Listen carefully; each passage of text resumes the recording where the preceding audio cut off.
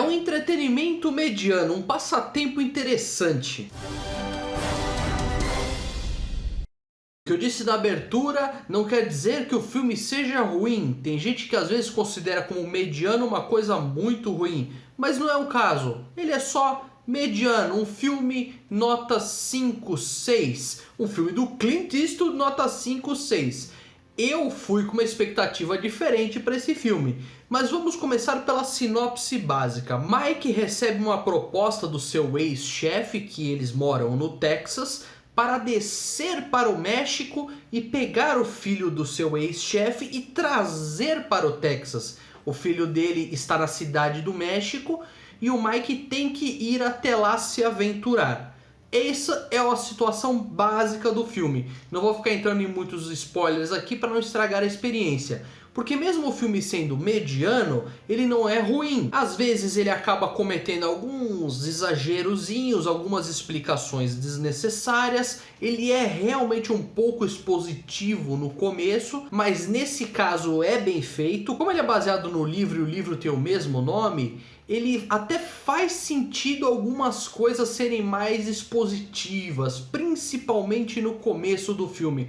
Só que o Clint, ele consegue fazer isso muito bem. O Clint, ele é diretor do filme. O Clint Eastwood, ele dirige esse filme, assim como ele também dirigiu excelentes filmes como, por exemplo, Gran Torino, A Mula, O Caso de Richard Jewell e o excelente Menina de Ouro. Ele também faz o Mike, e o garoto que o Mike vai pegar no México, o Rafael, quem faz é o Eduardo Miletti. O Clint, ele não é roteirista do filme, ele é produtor e diretor, mas ele volta à parceria do mesmo roteirista de A Mula e Gran Torino. Ele tem uma ligação muito boa com esse roteirista e ele consegue explorar até que de forma simples todos os acontecimentos do livro. Infelizmente o livro ainda não tem aqui no Brasil, então eu não posso fazer um comparativo, mas de algumas resenhas que eu li a respeito do livro, algumas passagens foram sim removidas, mas outras foram acrescentadas, como por exemplo toda a situação do Clint mostrando o que acontece, que você ainda pode aprender independente da idade, que você pode mudar, que você pode se aperfeiçoar, que sempre tem um tempo para as coisas acontecerem, você sempre pode ter novas oportunidades. É um filme de estrada, então o relacionamento do Mike com o Rafael é muito explorado. O Clint, ele consegue deixar as câmeras de tal forma que não fica uma coisa tão maçante na estrada. Não que ele fique o tempo todo na estrada, mas é interessante que nos momentos de viagem a câmera fica mudando de ângulos. E ainda tem o galo que ajuda na confusão toda.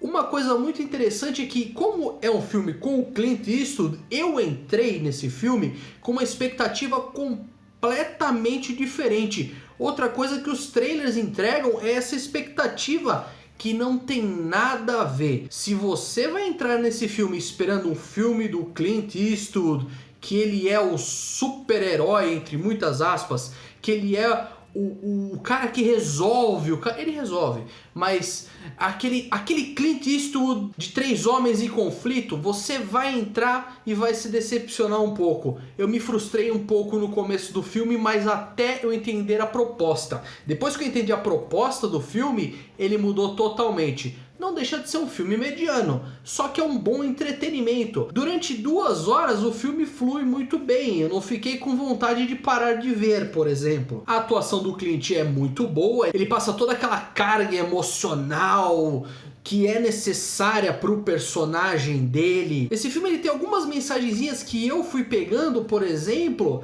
de que ele mesmo fala, não, essa história de macho é muito subestimado. Tem até no trailer falando isso, que já dá a entender o quê? Que se você entra no filme esperando que é só um filme do Clint Eastwood, como por um punhado de dólares, vai acabar se frustrando, que foi o meu caso. Eu imaginei o filme do Clint Eastwood dessa maneira, levando em consideração que é ele em tela. Quando é ele só dirigindo, muda um pouco. Por exemplo, o Sniper Americano é outra coisa. O relacionamento dos dois é interessante, é a base do filme, é o que precisa para fazer o filme se mover. Só que não só eles, como outras coisas que acontecem que obviamente eu não vou falar aqui pra vocês. Mas o ponto alto do filme, é claro, é o relacionamento dos dois. Cry Macho. E você, o que achou do filme? Deixa aqui nos comentários. Obrigado por ter assistido. Não se esqueça de se inscrever no canal. Tchau, tchau e até a próxima!